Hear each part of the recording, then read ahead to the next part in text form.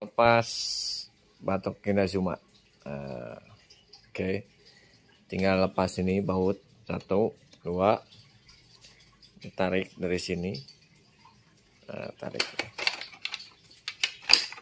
Nah, ini ada klemannya 2 nih. Oh, jadi rada ke bawah. Terus kita lepas baut ini 2. Oke. Sudah dilepas nih baut 2. Baru diangkat.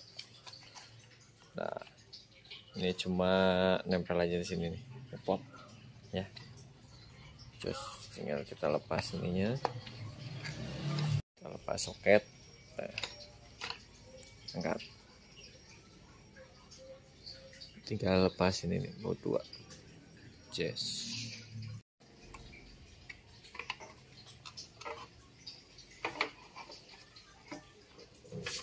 Kita lepas guys. Soket